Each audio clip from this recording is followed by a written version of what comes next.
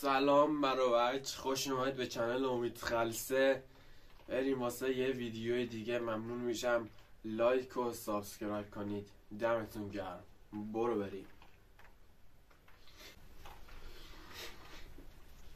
واکین آلچاپو بزرگترین قاچاقچی مکزیکه.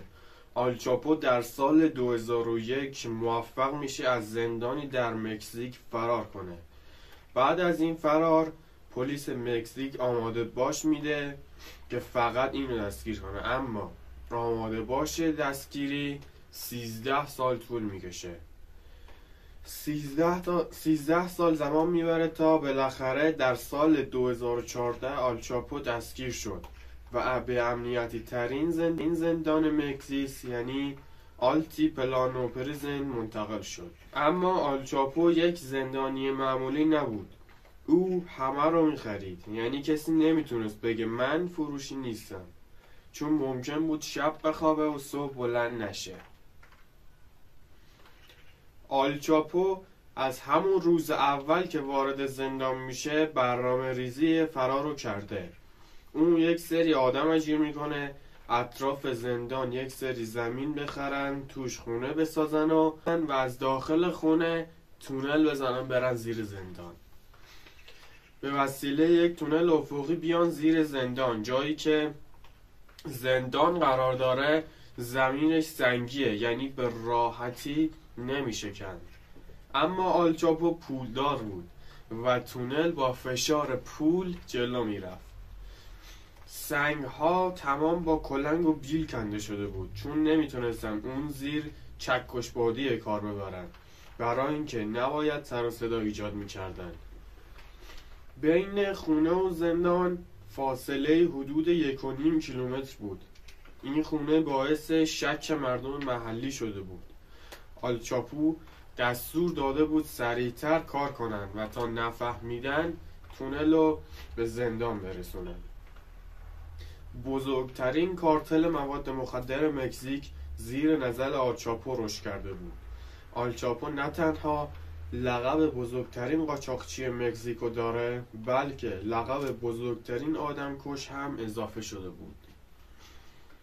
اما اون بعد از ورود به زندان شده بود یک زندانی خیلی خوش اخلاق که خیلی آروم زندانش رو سپری میکرد، اما مخفیانه یک شبکه در حال کار برای اون بودند. آلچاپو تو این 6 ماهی که تو این زندان توقف کرده بود خیلی خونسرد بود که تونل تموم بشه و سعی میکرد هیچ مشکلی ایجاد نکنه. بالاخره بعد 16 ماه تونل رسید به سلول آلچاپو. این نشون میده به قدرتی تو زندان نفوذ داشته که تونسته نقشه زندان رو پیدا کنه. اونها یک تونل حرفه‌ای ساخته بودن. نه تنها تمام مسیر چراغ داشت و یک پمپ مرتب اکسیژن میزد به تونل، بلکه کف تونل یک ریل کار گذاشتن که با موتور حرکت میکرد و خاک رو جابجا میکرد. این تونل 10 متر عمق داشت. تونل که تمام شد آلچاپو رفت پایین و سوار موتور شد و به سرعت رسید به خانه نیمه کاره. پروژه تونل در 12 جولای 2015 به سرانجام رسید.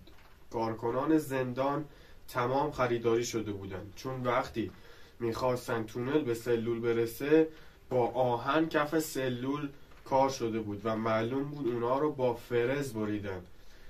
در هر صورت آلچاپو فرار کرد. نکته جالب این تونل اینه که مهندسی ساخته شده، یعنی جاهایی که لازمه با چوب کار کردن که سقف تونل نریزه. یعنی در ساخت این تونل چند مهندس کار کردن. در خونه نیمه کاره همه چیز آماده بود. اون لباساشو عوض میکنه، سوار یک وانت میشه و میره.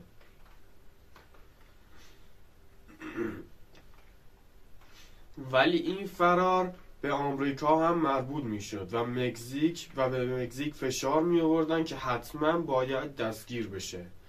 آلچاپو با خیال راحت در خیابانهای مکزیک میگشت و هر مشکلی بود با پول حل میکرد.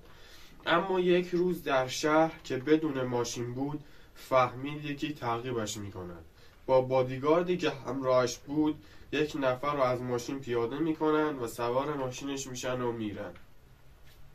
صاحب ماشین هم سریع به پلیس خبر میده که آل چاپو با ماشین فرار کرده. این باعث شد تمام پلیس های مکزیک بفهمن آل چاپو تو چه ماشینی نشسته و کجاست. اونها موفق شدن آل چاپو رو دستگیر کنن. آل چاپو هر کاری میکنه که با پول مسئله رو حل کنه موفق نمیشه. پلیس هایی که اینو دستگیر میکنن با مشکل بزرگی روبرو میشن و بهشون خبر میدن که 40 تا از کماندوهای درجه 1 آل چاپو دارن میان طرفشون. پلیس ها برای اینکه فرار کنن با آل چاپو میرن به طرف یک هتل پرت. از اون ور ارتش مکزیک هم داره میاد سمت آل چاپو که وقتی درگیر شدن جلوی کماندوهای آل چاپو وایسن. کماندوهای آل چاپو نتونستن این هتل پرت رو پیدا کنن و همین باعث شد ارتش مکزیک به راحتی به اونجا برسه و آل چاپو رو تحویل بگیره و ببره. ولی این دفعه دولت آمریکا آل چاپو رو بردن و به بدترین زندان آمریکا انداختن در کلرادو که به این زندان میگن آلکاتراز جدید و هیچ راه فراری نداره و در اون زندان هیچ کیو نمیتونه بخره. آقا دمتون گرم که تا اینجا همراه ما بودید. اگه سابسکرایب نکردید سابسکرایب کنید، زنگوله رو فشار بدید. دمتون گرم تا ویدیو بعدی.